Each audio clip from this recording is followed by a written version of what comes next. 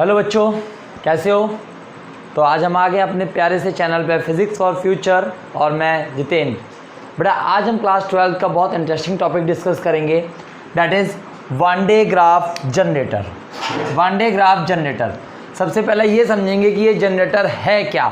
असल में it is an electrostatic generator. ये एक ऐसा जनरेटर है जो कि बहुत हाई पोटेंशियल डिफरेंस क्रिएट कर सकता है, अप टू द 10⁻⁷ वोल्ट। इतना हाई पोटेंशियल डिफरेंस ये क्रिएट कर सकता है, जिसका आगे चल के बहुत यूज़ होता है। हम यूजेस भी डिस्कस करेंगे, लेकिन मुद्दा ये है कि ये जनरेटर किन प्रिंसिपल्स पे बेस्ड है।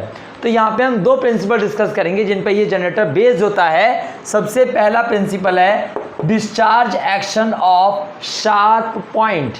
Discharge action of sharp point, जिसे हम बोलते हैं क्या, कोरोना डिस्चार्ज। कोरोना डिस्चार्ज क्या कहता है कि आपके पास कोई अगर मान लो स्फीयर है, उसका जो पोटेंशियल होता है V, वो inversely proportional to the radius होता है। अगर ये कंडक्टर स्फेरिकल ना होकर के ये कंडक्टर कुछ इस तरीके का होता, तो यहाँ पे रेडियस कम हो गया। जितना रेडियस कम हो जाएगा उतना ही ज़्यादा यहाँ पे इलेक्ट्रिक पोटेंशियल होगा, और जितना ज़्यादा इलेक्ट्रिक पोटेंशियल होगा इतनी ताकत आ जाएगी इसमें, इतनी ताकत आ जाएगी इसमें कि ये आसपास की एयर को आयनाइज कर देगा, और आयनाइज करते ही वहाँ के नेगेटिव चार्ज अपनी तरफ अट्रैक्ट कर लेगा और पॉजिटिव चार्ज को अपने से दूर भेजेगा, रिपेल करेगा। This is called the corona discharge. Clear हुआ कि electric potential depend inversely proportional होता है रेडियस के। ये जितना पॉइंटेड पार्ट होगा, पॉइंटेड पार्ट जितना ज़्यादा पॉइंटेड होगा, वहाँ पे इलेक्ट्रिक पोटेंशियल उतना ही ज़्यादा होगा, जिसकी वजह से आसपास की एयर आयनाइज हो जाती है। समझ में आ गया? ठीक है। तो अगर इस पर हम चार्ज प्लस चार्ज देते हैं, इस कंडक्टर में प्लस चार्ज देते हैं, तो इसके यहाँ पे इसका पोटेंशियल सबसे ज़्यादा होगा, जिसकी वजह से इसके आसपास की एयर आयनाइज हो जाएगी। आयनाइज होते ही क्या होगा, उसमें नेगेटिव और पॉजिटिव चार्ज बनेंगे। नेगेटिव चार्ज ये अपनी तरफ खींचेगा, पॉजिटिव चार्ज ये रिपेल कर देगा। एक तो प्रिंसिपल हम ये यूज़ करेंगे। क्लियर हुआ? ठीक। अब आ जाओ दूसरा प्रिंसिपल। दूसरा प्रिंसिपल भी बहुत इंपॉर्टेंट है। दूसरा प्रिंसिपल ये कहता है कि मेरे पास मान लो कोई एक हॉलो कंडक्टर है। हॉलो कंडक्टर है जिसके पास पहले से कुछ चार्ज है, पहले से कुछ चार्ज है। ठीक है। अब हॉलो है तो अंदर खाली होगा। अगर मैं किसी एक चार्ज बॉडी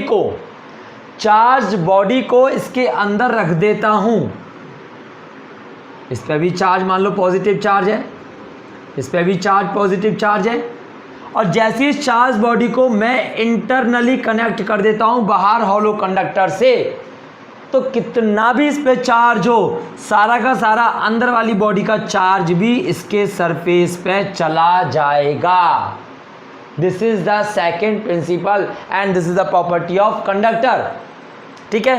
क्या है second principle? If a charge conductor is brought into internal contact with a hollow conductor, all of its charge, सारा का सारा इसका चार्ज ट्रांसफर हो जाता है टू द हॉलो कंडक्टर। ये दो प्रिंसिपल को यूज करते हुए हम वन डे ग्राफ जनरेटर पे बढ़ते हैं। बेटा वन डे ग्राफ जनरेटर में क्या कहा गया कि एक हॉलो कंडक्टर ये कंसीडर किया, हॉलो कंडक्टर कंसीडर किया, उसके अंदर क्या किया, दो पुली ली, पुली P1 पुली P2, और इसके आसपास एक इंसुलेटेड बेल्ट ली, जो कि क्या होगा, नीचे वाली पुली पे मोटर लगी होगी तो ये पुली घूम रही होगी, जिसकी वजह से बेल्ट घूमेगी तो पुली ऊपर वाली भी ऑटोमेटिकली घूमती रहेगी, और ये बेल्ट ऐसे ऐसे घूमती रहती है, ये बेल्ट ऐसे ऐसे घूमती रहती है। इतनी बात क्लियर हुई? ठीक। यहाँ पे हमने क्या किया, कॉम्ब लिया। कॉम्ब मतलब जैसा हमने अभी बताया पॉइंटेड पार्ट, ऐसे कॉम्ब लिया, एक कॉम्ब यहाँ लगाया, एक कॉम्ब यहाँ लगाया। समझना बात को। जैसे इस कॉम्ब पे हमने एक हाई इलेक्ट्रिक फील्ड दिया, जो बैटरी दी वो इतने हाई पावर की दी कि यहाँ पे हाई इलेक्ट्रिक फील्ड दिया, तो हाई पोटेंशियल दिया। हाई पोटेंशियल हमने प्रोवाइड किया इस कॉम्ब को, और कॉम्ब की प्रॉपर्टी क्या है, अकॉर्डिंग टू कोरोना डिस्चार्ज, कि ये अपने आसपास की एयर को आयनाइज कर देगा। और यहाँ ध्यान से देखो, ये कॉम्ब जो B1 है ये बैटरी के पॉजिटिव टर्मिनल से है, तो जो इसने एयर आयनाइज करी होगी उसमें से ये नेगेटिव चार्ज अपनी तरफ खींचेगा और पॉजिटिव चार्ज को आगे स्प्रे करेगा लगातार, और सारा पॉजिटिव चार्ज किस पे जाएगा, इस बेल्ट पे जाएगा, इंसुलेटेड बेल्ट पे जाएगा।